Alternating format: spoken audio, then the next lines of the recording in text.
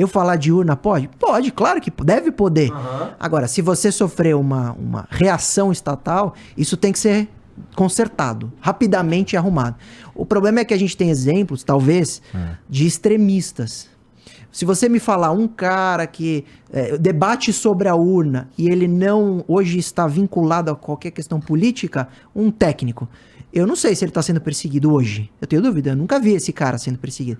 Agora, você vai ter a política muito forte no Brasil, extremismo, e decisões muito duras, que às vezes até extrapola a legalidade, lógico que tem. Então, este é o grande problema do limite. Agora, que você deve ter a liberdade absoluta, isso tá na Constituição. E outra, não é uma pessoa, a gente se fala muito, né? Hoje um ministro, mas esta decisão, quando recorrida, é voto colegiado. São vários ministros a votar, que são preenchidos. Vamos lá. É que aí tem outra coisa também. Assim, é uma decisão colegiada, tá. Só que você pode tomar uma dessas, digamos, como o Xandão falou lá, que o Telegram atacou o Estado de Direito brasileiro por mandar uma mensagem. Gente, se você falar para as pessoas falarem com seus representantes, agora é um Estado ataque ao Estado Democrático, não pode. Era para ter feito o quê, então? Assim, as pessoas acessaram o site da Câmara e supostamente deu problema. Tá. O site da Câmara não estava pronto para caso o povo resolva acessar o site da Câmara? Tipo, porra. Não faltou dinheiro? Eles argumentam... Mas o meu ponto é o seguinte, você tem... ele pode interpretar que isso aí foi um ataque ao Estado Democrático de Direito. Beleza. E o mundo real hoje você pode ter a tua carreira deletada. Isso. Assim. Então assim, mas aí eu posso... até o maluco mas eu posso recorrer ao STF numa decisão colegiada. Não, beleza. Mas o mundo real hoje você pode hoje, sem essa lei ser aprovada, se for aprovada é pior ainda. Você pode pisar num lugar que alguém julgou que é fora da linha e você pode tomar uma decisão que deleta a sua carreira, deleta você da existência, e aí você pode ter o seu direito de gastar uma caminhada de grana com advogados. Não necessariamente. Tem defensoria pública. E outra, essa história do STF, e daí uma hora mas vai o juiz ser julgado. Decidir sobre a sua ilicitude, isso funciona desde que mundo é mundo. Então, mas isso vai ser julgado pelo colegiado. Quando? E nesse meio tempo... No prazo legal. E nesse meio tempo eu vou fazer o quê? O meio tempo é ruim, claro. A gente critica muito a morosidade, a gente critica muito a lei. O que não dá pra mudar na marra. Então, como que se muda uma lei? Vamos votar melhor. Vamos preencher o Congresso com deputados que vão pensar o Brasil e falar, pô, do jeito que tá, que nem você falou. Tá subjetiva a previsão do ataque ao Estado Democrático. Vamos mudar esta previsão, vamos trazer um rol que seja, vamos pensar na solução. Agora, simplesmente se revoltar com o sistema como está, não adianta, né? Você vai ter o juiz a decidir. O juiz é que decide. Se não for o juiz, quem será? A gente não tem um modelo melhor. E eu não estou falando como advogado, estou falando como alguém que vive em sociedade e que a gente, mediante um concurso público, e não é nomeação, por exemplo, no primeiro grau, né, o juiz, mediante um concurso público, ele de fato é dotado de um poder de decidir sobre a vida de alguém. E se esse cara, aos olhos do juiz, extrapolar o limite, ele vai ser punido e pode de fato ter sua carreira prejudicada, sua honra atacada. Isso alguém tem que decidir. Hoje é esta figura do juiz. Amanhã pode ser uma inteligência artificial. Mas alguma coisa vai decidir. E esta decisão negativa é muito prejudicial. Sobre recurso. Talvez pensarmos na celeridade. Recorre, decide muito rápido. Decide mais rápido. Estamos falando de internet, né? Isso. Isso é outra coisa. Só que no Brasil você não tem na prática o direito de um julgamento rápido. Isso existe na Constituição Americana. Você tem o direito de um julgamento rápido. É verdade. Não, no Brasil não é rápido. É uma das coisas básicas deles, porque uma das formas que o governo inglês reprimia os colonos era, se tá preso aí, você vai ser julgado por uma coisa, depois eu te falo. Quando? Isso, não marca não. Vou ver e te conto.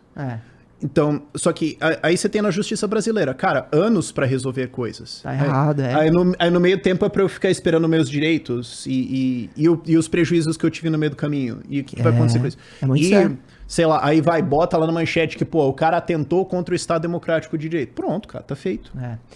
E o judiciário, nesse momento extremista, ele se torna alvo porque ele também peca, ele também erra. E ele também extrapola. E aí, o debate na internet é muito louco, né? Porque ele é muito superficial. Porque o PL, vamos usar o PL como exemplo. Eu vejo um monte de análise sobre o PL. Mas quantos de fato leram a lei? Quantos de fato pararam pra... Porque... taxar o PL como coisa única tá errado também. Então vamos ver o ponto positivo. Não dá para aprovar esse PL porque ele vai trazer uma insegurança jurídica. Porque pode ter um órgão que vai analisar e isso é subjetivo. Legal, concordo. Vamos pensar a solução. Porque qual o problema hoje, né, na prática da internet? O problema hoje é que também há morosidade, como há no judiciário, para analisar uma questão que a plataforma decidiu. Cara, tudo isso que vocês estão falando eu vivi na pele. É isso. Sim. Todo criador, todo mundo que tá no YouTube sabe o que é... O que é isso, beleza? É isso, porque vem uma plataforma, fala, você tá desmonetizado porque eu não gostei do que você falou. Aí você tem que contratar advogado, tem que esperar uma decisão judicial. Aí, e olha que interessante, terão alguns que vão falar, isso vai ser solucionado com o PL. E o Rafael falou aqui, isso vai ficar muito pior com o PL.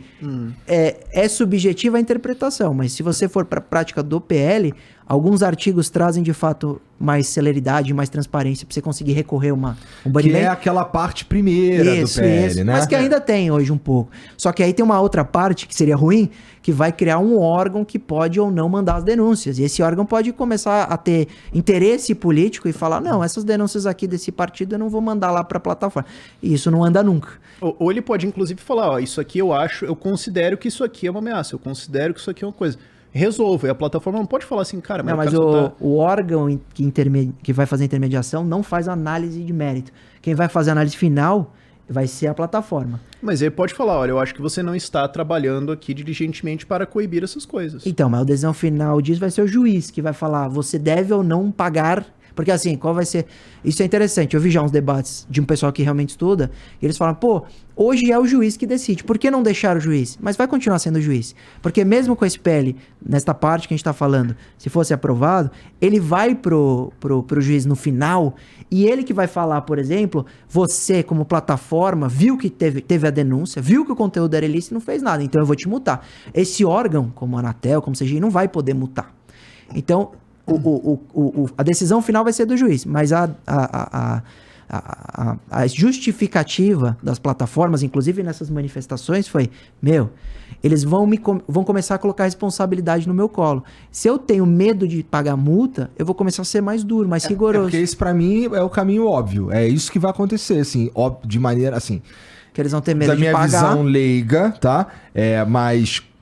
analisando, lendo aquilo ali e tal, a conclusão que eu cheguei foi, eu vou começar aqui no Flow a ter assuntos que eu não posso tratar.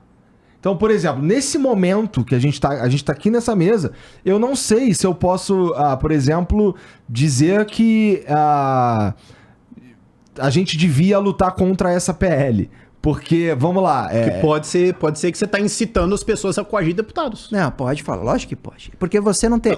Você não tem... O Telegram falou... eu posso. Mas o Telegram falou isso e o Xandão mandou retirar. O Telegram, o argumento que eles usam... E mandou o Telegram mandar uma mensagem admitindo que eles incitaram as pessoas a coagir só que a comparação é muito distinta. Você falar, mesmo que seja aqui no programa, mesmo com a exposição, o Telegram tem, primeiro, debate sobre abuso do poder econômico.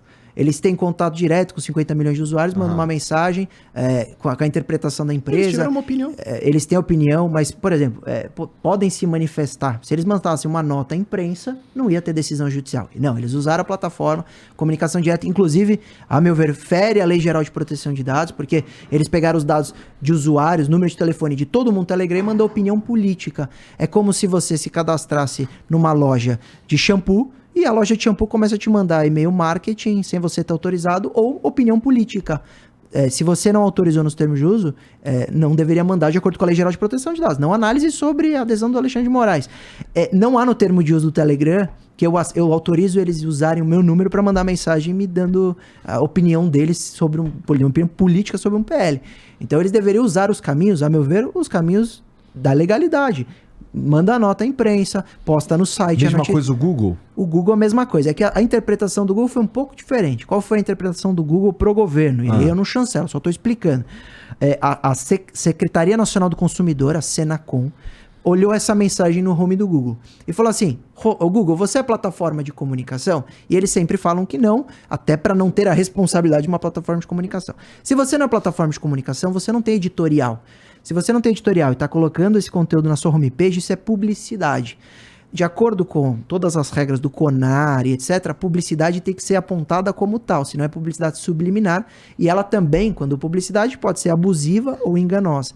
E aí a Senacom entendeu como uma publicidade velada e enganosa, abusiva, e mandou tirar. Então são duas questões um pouco diferentes, e é uma interpretação que eles tiveram. Que volta o problema da interpretação. Como é que eu sei o que vai ser interpretado? É um problema... Assim, eles emitiram uma opinião, e daí o governo vai lá e diz, a sua opinião é enganosa.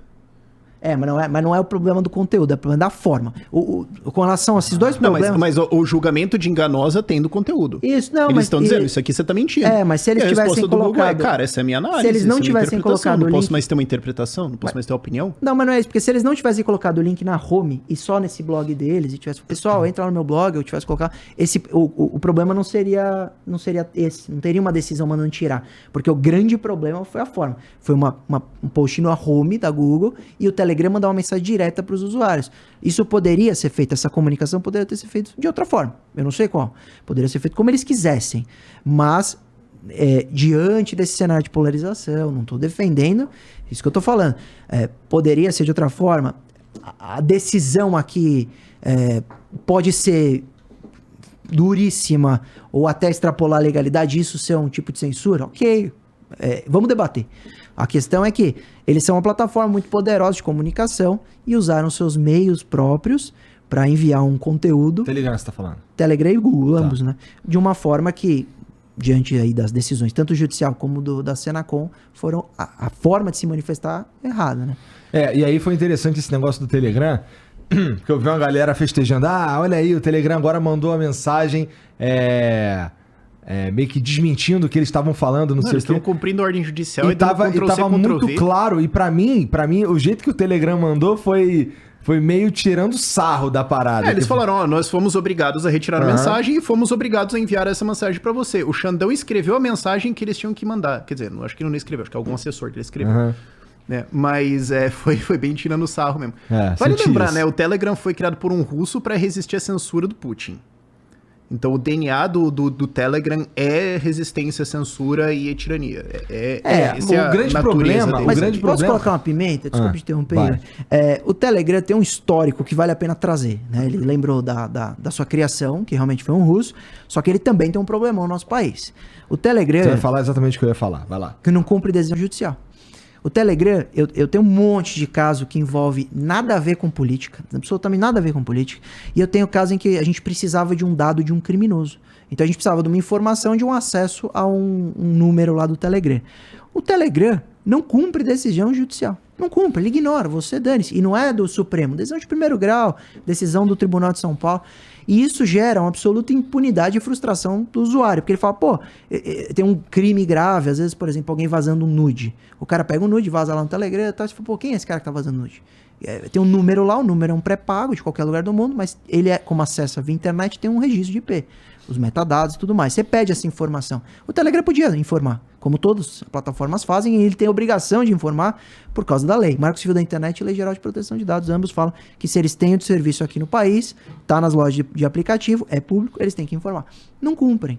Bem que a primeira vez que o Telegram cumpriu decisão judicial foi há 1 ano atrás, quando o Alexandre de Moraes pediu lá a remoção de um grupo e uns dados e, diante do descumprimento, ele baniu. De fato, esse dia ele foi suspenso. O Telegram foi suspenso.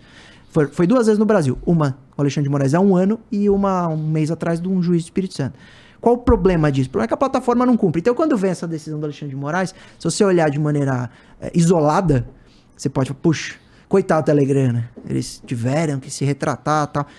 Ok, eles precisam se manifestar. Não só eles precisam, sobre a pele, interferem na atividade deles. Agora, precisa ver o histórico. Por que o juiz foi tão duro? Por que o Alexandre de Moraes foi tão duro? Então, eles estão se envolvendo no debate político, mas na hora de ajudar a polícia no Brasil, eles não ajudam. Eles não cumprem a decisão judicial. Então, isso tem que ser analisado para entender esse macro de debate e responsabilidade das plataformas. Eu acho que isso é importante colocar nesse bolo. Esse lance do Telegram é foda, porque assim, ele foi criado com a ideia de escapar de censura e tudo mais, né? Portanto, ele tem todos esses mecanismos, provavelmente é por essa filosofia e cultura que eles não respeitam essas decisões judiciais. Faz sentido, né? Só que existem coisas que acontecem na internet, e não só no Telegram. Se a gente for, por exemplo, para fóruns e tal, a gente encontra lá umas paradas assim sinistras, né? Eu tô falando de pedofilia, eu tô falando de umas paradas sinistras mesmo, de matar pessoas e tal. Quando você não cumpre, não respeita leis, na verdade, decisões judiciais, nesse sentido de encontrar esses caras e não sei o quê, é foda, porque, porra, vamos lá, você é criado, você não respeita essas porra pra poder você fugir da censura. Só que talvez esses funcionamentos deveriam ser diferentes dependendo do lugar onde ele tá. Uma outra coisa que tem a ver com isso tem no PL lá um lance da identificação do usuário pro uso pra diminuir bot, pra diminuir não sei o quê. Inautêntico, eles falam contas inautênticas. Isso. Que assim, aqui no Brasil, não vejo problema. Pessoalmente, assim, eu tendo a achar até legal, porque a gente meio que põe um rosto nas pessoas que estão falando as coisas na internet, né? Quando eu falo uma parada aqui, todo mundo tá vendo que fui eu que falei, né? Ok. Isso não é verdade. Por exemplo, você vai no Twitter, você sabe, todo mundo sabe que tem um monte de bot lá, né? Tá. Mas se a plataforma toma uma decisão dessa globalmente, eu já sou contra, acho um problema.